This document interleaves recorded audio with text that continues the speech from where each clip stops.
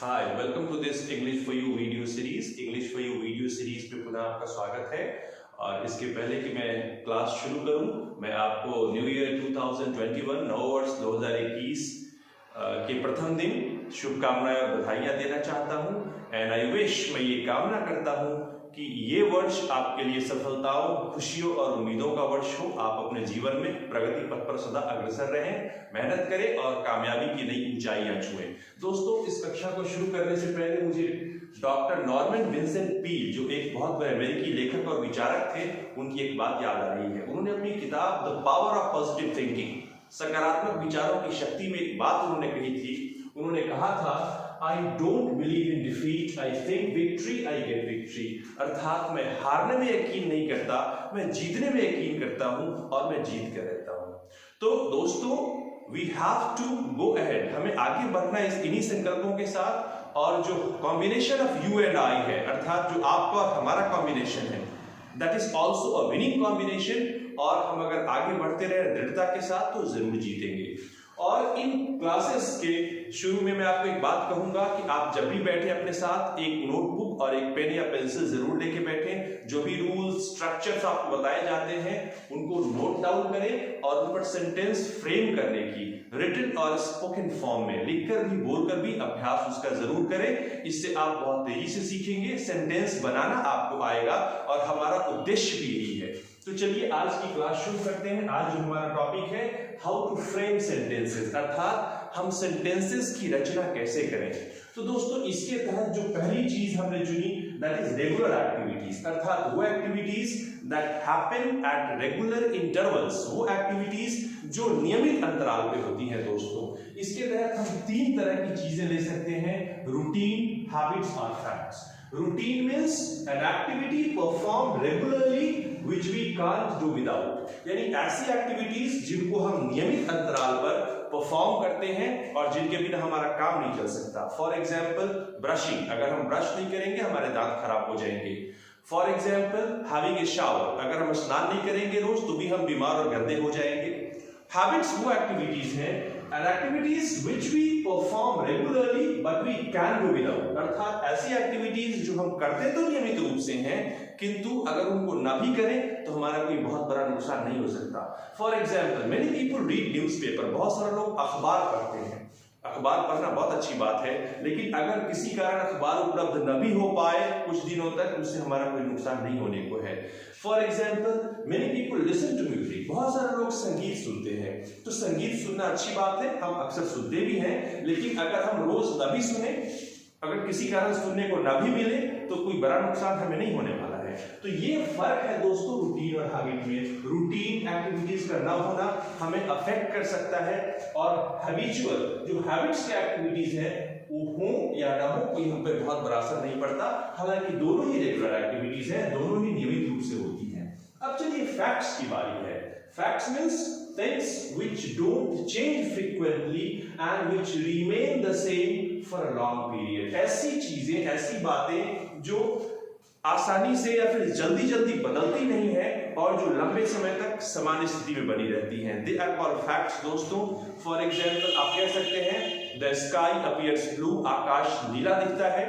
आप कह सकते हैं the moon revolves around the earth, चांद धरती के चारों ओर घूमता है। आप कह सकते हैं the sun is a ball of fire, सूरज आग का गोला है। तो ये तमाम चीजें पहले भी थी, सूरज पहले भी आग का गोला था, अब भी आग का गोला है, कल भी वैसा ही रहेगा। वैसे ही आकाश पहले भी नीला था, आज भी नीला है, कल भी नीला दिखता रहेगा। तो ये तमाम चीजें फैक्ट्स है दोस्तों। आज की इस क्लास में रेगुलर एक्टिविटीज के तहत रूटीन, हैबिट्स और फैक्ट्स, इन तीनों के से संबंधित जो सेंटेंसेस हैं वो हम कैसे बना सकते हैं, हम ये देखेंगे दोस्तों।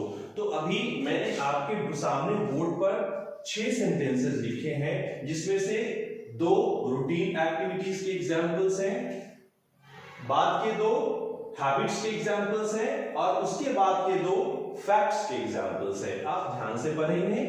I brush twice a day, मैं दिन में 2 बार ब्रश करता हूं, ये मेरी रूटीन है, रूटीन एक्टिविटी है। He takes a shower early in the morning, वह सुबह सुबह रोज स्नान करता है, ये उसका रूटीन है। वैसे ही my father reads newspaper in the afternoon, ये फादर की हैबिट है रोज अखबार पढ़ने की। We listen to music when we are free. जब भी हम फ्री होते हैं हम संगीत सुनना पसंद करते हैं या सुनते हैं दोस्तों। तो ये दोनों हैबिट्स के एग्जांपल्स हो गए, ये रूटीन हो गई, ये हैबिट्स के एग्जांपल्स हो गए। और उसके नीचे हमने लिखा the sun is a ball of fire, सूरज आग का गोला होता है। द स्काई अपीयर्स ब्लू, और आकाश नीला दिखता है दोस्तों। ये तमाम फैक्ट्स के एग्जांपल्स हैं दोस्तों। आज की क्लास में हमें ये सीखना है कि रूटीन, हैबिट्स और फैक्ट्स पर बेस्ड जो सेंटेंसेस हम बनाते हैं उनके लिए हम उनको बनाते कैसे हैं, यानी उनके लिए कौन सा स्ट्रक्चर यूज करते हैं। स्ट्रक्चर का मतलब जब भी आप कोई मूर्ति बनाते हैं दोस्तों तो पहले आप फट्टे से या लकड़ी से या किसी चीज से उसका एक फ्रेम, उसका एक ढांचा तैयार करते हैं। फिर उसके बाद हम उस पे स्ट्रॉ या दूसरी चीजों से उस पर एक परत चढ़ाते हैं, फिर उस पर मिट्टी या दूसरी चीजें चढ़ाते हैं दोस्तों। ठीक वैसे ही सेंटेंसेस में एक स्ट्रक्चर होता है, एक फ्रेम होता है जिसपे वर्ड्स को सजा के हम सेंटेंसेस बना सकते हैं। तो रूटीन, हैबिट्स और फैक्ट्स से रिलेटेड सेंटेंसेस हम कैसे बनाएंगे आज की क्लास में हमें ये सीखना है दोस्तों। अब चलिए मैं कुछ चीजों को सर्कल कर रहा हूं, जैसे आई, जैसे ही, जैसे जैसे माई फादर, जैसे वी, जैसे द सन और द स्काई। दोस्तों ध्यान से देखिए, पहले सेंटेंस में आई ब्रश, मैं ब्रश करता हूं। ब्रश करने वाला कौन है? मैं हूं। ही टेक्स अ शावर, शावर लेने वाला कौन है? ही। ये डूअर्स है दोनों, ये मैं भी डूअर हूं और वह भी डूअर है। माई फादर रीड्स न्यूज़पेपर, मेरे पिता अखबार पढ़ते हैं। अखबार पढ़ने वाला कौन है? My father, he is the doer. We listen to music, हम संगीत सुनते हैं। यहाँ पे डूअर कौन है? We. The sun is a ball of fire, सूरज आग का गोला होता है। हम किसकी चर्चा कर रहे हैं? The sun की। The sky appears blue, आकाश नीला दिखता है। क्या नीला दिखता है? आकाश। हम किसकी चर्चा कर रहे हैं? आकाश की। अर्थात जो चीजें या जो एलिमेंट्स कुछ करती हुई दिखाई दें या जिनके बारे में हम चर्चा करें, हम उनको सब्जेक्ट्स कहते हैं। And subjects are very important in a sentence. किसी भी सेंटेंस में सब्जेक्ट बहुत इंपॉर्टेंट होते हैं और maximum most of the times हम सब्जेक्ट्स को पहले रखते हैं सेंटेंसेस में। तो चलिए हम जो स्ट्रक्चर्स हमने देखा इन सेंटेंसेस का, उसके आधार पर हम कह सकते हैं कि first we put subject in a sentence. What do we put first? Subject in a sentence. After that there are a few more words, कुछ और words उनके बाद आते हैं। जैसे ध्यान से देखिए, हमने लिखा I brush, ब्रश करना, takes a shower, स्नान करना, reads, यानी ये पढ़ने की क्रिया है, ओके, स्नान करने की क्रिया, ब्रश करने की क्रिया, पढ़ने की क्रिया, and listen to music, संगीत सुनने की क्रिया, ठीक है। is, ये दशा या स्थिति बता रहा है सूरज की। सूरज किस हालत में है? आग का गोला है। The sky appears blue, कैसा दिखता है? ये उसके हालत या कंडीशन को बताता है कि उसके कैसा वो दिखता है, ये बताता है। तो ये जो दो वर्ब्स हैं इज और अपीयर, ये स्टेट या कंडीशन को बता रहे हैं, डिस्क्राइब कर रहे हैं कि कोई चीज कैसे दिखती है। और ये brush, takes a shower, reads, listen, ये सब के सब ये सब्जेक्ट्स के द्वारा किए गए एक्शंस को डिस्प्ले कर रहे हैं। तो दोस्तों वर्ब्स के कई एक्शंस होते हैं, वैसे वर्ड्स जो एक्शन को डिस्प्ले करें, वैसे वर्ड्स जो किसी सब्जेक्ट के स्टेट या कंडीशन को दिखाएं, ओके, या फिर वैसे वर्ड्स जो रिलेशनशिप शो करें ये या पोजीशन शो करें। ये तमाम जो वर्ड्स होते हैं हम इन्हें वर्ब्स कहते हैं, इनको क्रिया कहते हैं दोस्तों। लेकिन बेसिकली यहाँ हम दो फंक्शंस को एग्जांपल्स में पेश कर रहे हैं। पहला है एक्शन को डिस्प्ले करना और दूसरा है किसी चीज की दशा या स्थिति या हालत को दिखाना या बताना दोस्तों। तो ये जो वर्ड्स हैं जो एक्शन को डिस्प्ले कर रहे हैं या फिर दशा या स्थिति को बता रहे हैं, वी कॉल देम वर्ब्स। तो आप ध्यान से देखें कि इन तमाम एग्जांपल्स में सब्जेक्ट्स के बाद जो वर्ड्स आए हैं हम उन्हें वर्ब कहते हैं दोस्तों। That is they are the main things in a sentence। ये किसी भी सेंटेंस के दो मुख्य चीजें हैं। अर्थात किसी भी सेंटेंस में मोस्ट ऑफ द सेंटेंसेस में आप कह लीजिए पहले सब्जेक्ट आता है और फिर उसके बाद हम वर्ब को रखते हैं, ओके।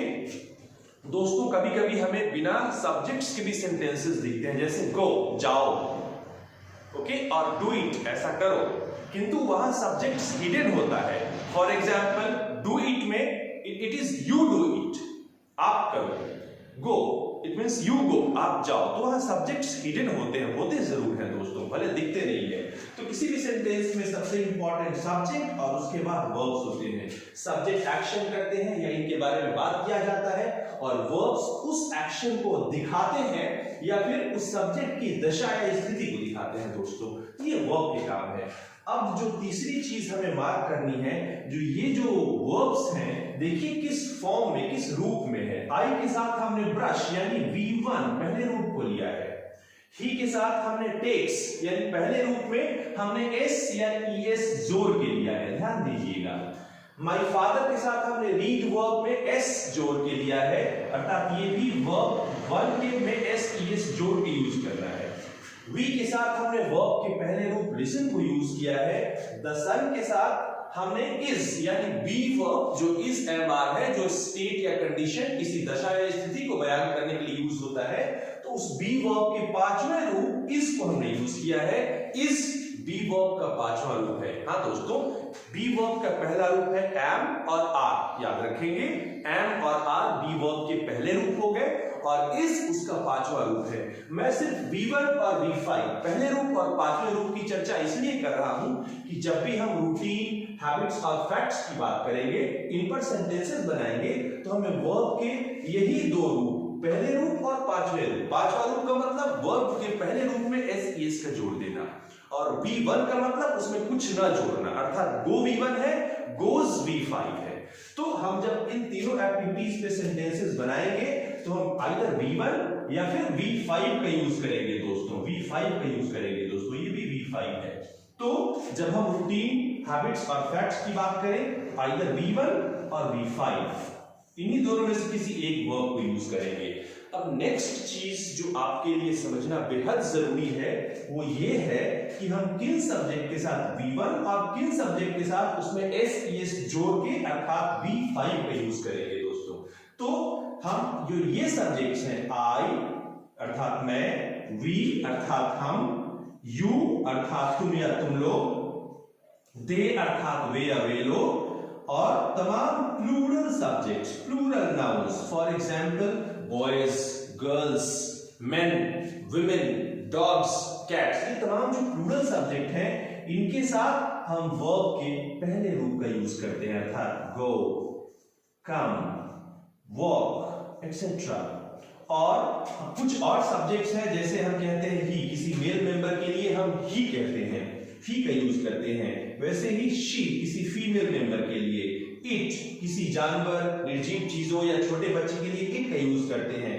या तमाम जितने भी सिंगुलर सब्जेक्ट्स हैं, इन तमाम सिंगुलर सब्जेक्ट्स के लिए हम क्या करते हैं, इनके साथ वर्ब के पांचवें रूप का यूज करते हैं, दैट इज कॉल्ड V5, अर्थात हम वर्ब के पहले रूप में एस या ES जोड़ देते हैं दोस्तों। तो ये हमारा स्ट्रक्चर है। ये समझना जरूरी है कि किन सब्जेक्ट्स के साथ V1 का यूज करें और किन सब्जेक्ट के साथ V5 का यूज करें दोस्तों, अर्थात V1 और V5 यही दोनों वर्ब फॉर्म्स हम तब यूज करेंगे जब हम रूटीन, हैबिट्स और फैक्ट्स, इन दोनों कंडीशंस की चर्चा करेंगे। तो आज के वीडियो में ये समझना बहुत इंपॉर्टेंट था कि हम रूटीन, हैबिट्स और फैक्ट्स से रिलेटेड सेंटेंसेस कैसे बनाएं, इनका स्ट्रक्चर ये होगा, और हमें ये समझ लेना है कि हमें इन सब्जेक्ट के साथ वर्ब के पहले रूप अर्थात बिना कुछ लगाए वर्ब को यूज करना है, और ही, शी, इट और तमाम singular nouns, for example a man, a woman, a dog, a cat, a boy, a girl. तो इस तरह के सब्जेक्ट्स के साथ हमें वर्ब के पांचवें रूप यानी गो का गोज हो जाएगा, कम का कम्स हो जाएगा, वॉक का वॉक्स हो जाएगा, अर्थात वर्ब के पहले रूप में एस ES जोड़ के इस्तेमाल करना है। तो उम्मीद करते हैं आपको ये समझ में आ गया होगा, और अगले वीडियो में हम इन रूटीन, हैबिट्स और फैक्ट्स पे जो नेगेटिव सेंटेंसेस होते हैं, नकारात्मक वाक्य होते हैं, एंड द क्वेश्चंस, और जो क्वेश्चंस होते हैं, जो प्रश्नवाचक वाक्य होते हैं, हम उनकी चर्चा करेंगे। रूटीन, हैबिट्स और फैक्ट्स के नेगेटिव्स और इंटरोगेटिव सेंटेंसेस की चर्चा करेंगे।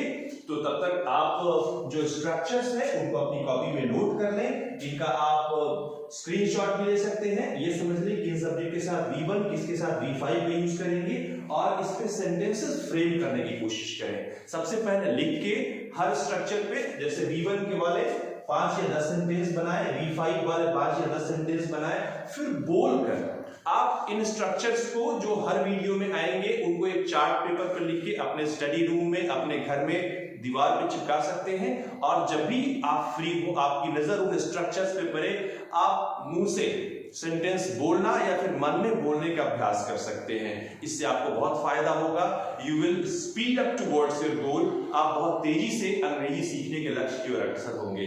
अगले वीडियो में हम इन्हीं रूटीन हैबिट्स और फैक्ट्स की नेगेटिव और इंटरोगेटिव सेंटेंसेस की चर्चा करेंगे और हम उम्मीद करेंगे ये वीडियो आपको पसंद आया होगा। आप जरूर हमारे चैनल को सब्सक्राइब करें और लाइक भी करें। तो अगले वीडियो के लिए विदा। धन्यवाद। Thank you very much.